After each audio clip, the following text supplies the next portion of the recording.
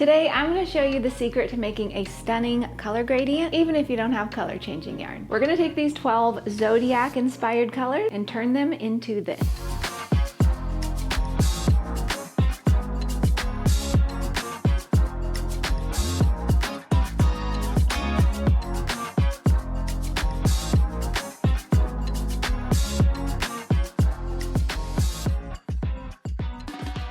This is our gorgeous Synchronicity pattern by Becca Lee. When I first saw this design, I just about fell out of my chair. It is so breathtaking and it just feels like a warm, comforting hug. It's designed to wrap you not only in warmth, but also the comforting idea that if we just take the next step and trust life, our path will unfold. As you work Synchronicity, you're gonna find all kinds of cables that criss and cross and create all kinds of patterns and textures along the blanket. And all these luscious cables were actually the inspiration for the name. They all flow into and out of each other just like a beautifully synchronized dance. And I love how the colors of this blanket form a stunning gradient. And it finishes off with this beautiful little ribbed border, which if you notice is a little mini gradient as well. And here's the cool thing that might blow your mind. This entire pattern is made up of basic knits and purls. That's it. Literally anyone can do it. And some of those stitches are twisted and turned into the cables. To get this epic gradient that you see, we used our 12 zodiac inspired colors. These colors walk you through the 12 months of zodiac signs.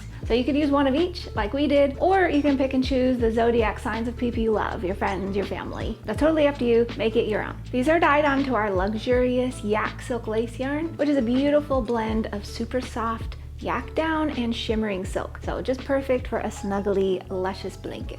The yarn and the pattern are both available at expressionfiberarts.com. While you're there, be sure to sign up for email and for text updates for weekly free knit and crochet patterns. To create this beautiful gradient, you're going to need 4 strands of each color. To do that, you're going to turn each hank of yarn into 2 center pull balls, and you're going to pull from the center and the outside of each ball to create 4 strands. So how do you get 2 equal balls from one hank? First, you're going to wind your skein into a ball. And I'm using a Swift and ball winder, but you could also do this by hand. Then you're gonna need a kitchen scale. And you're gonna weigh your ball, and then you're gonna rewind it into a new, smaller ball that's half the weight. Then to tidy things up, you're gonna rewind the remaining ball into a new, tidier ball. Then you have 2 center pull balls that you can pull from both the outside and the inside. And you're all set up to work this amazing project using 4 strands of yarn.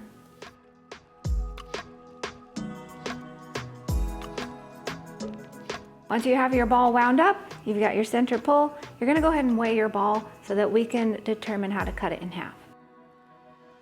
So this ball weighs 101 grams, so I'm going to go ahead and wind half of this into a second ball, and when the scale says 50 grams, then I know I've got 2 equal balls.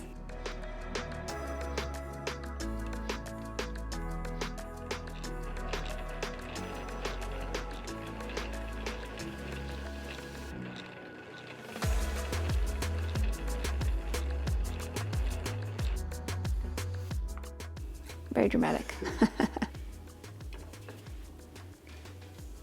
Now I have my 2 50-gram balls. You can rewind this one to be a little tidier so it looks more like this one if you want, but you don't have to. So I've gone ahead and knit a few rows using 4 strands of the same color. To create this amazing gradient, you'll need to occasionally switch colors.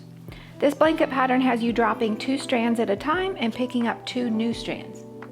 To avoid having a bunch of ends to weave in later, you're going to use the Russian join technique with just the strands you're switching out. When it's time for you to change colors, the pattern's going to have you switch out 2 colors at a time.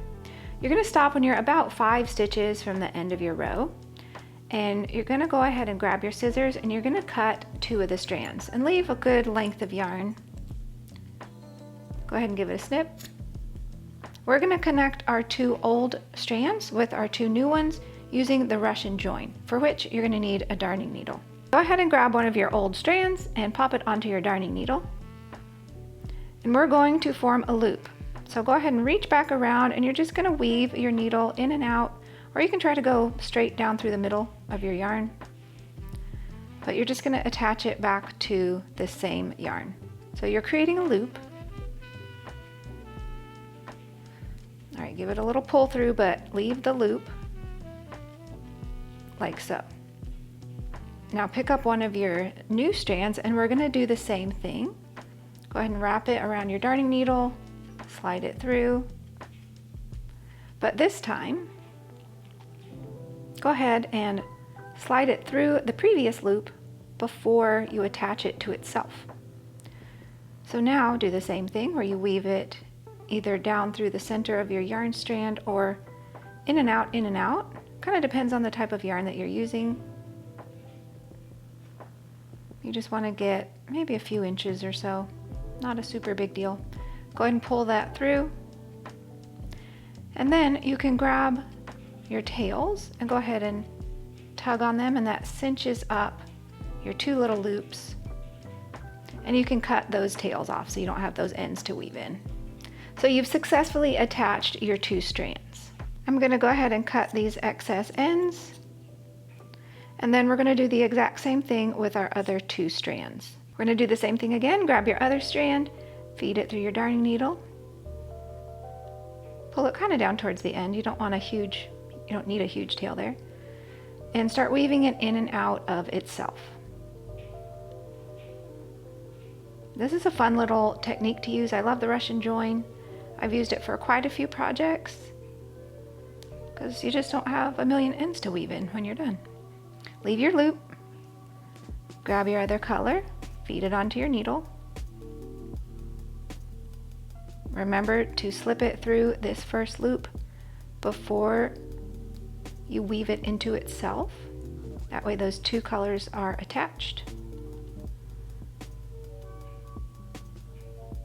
And it really creates a nice, seamless little look in your project. And you can do this technique with the same color, like if you're making a sweater or a shawl or anything and you're just adding a new skein to the previous one, you can do it even if it is the exact same color. Then you grab both of your ends, go ahead and give them a tug,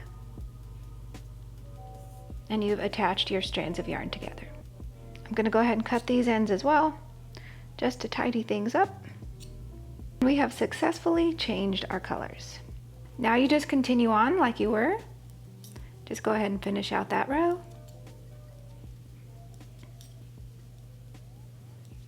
And you're now going to start to see a slow, subtle color shift because we've added those new strands. And you can see I've knit a few more rows and that new color is already starting to show up. And it's as easy as that. And this pattern provides a chart for you, showing you when to change colors. And as you go along, slowly changing out the old colors for new ones, you're gonna end up with this epic journey of a project. And you can do this technique with any weight of yarn. I do personally like it with lace weight or fingering weight, just because you can get more subtle color shifts just like in this blanket. And don't let the gorgeousness of this pattern intimidate you. It's actually very doable. It's very straightforward, even if you're not an advanced knitter. Feel free to grab the pattern and the yarn over at expressionfiberarts.com. And thank you so much for watching. I hope you have a spectacular day, and I will see you very soon. Bye!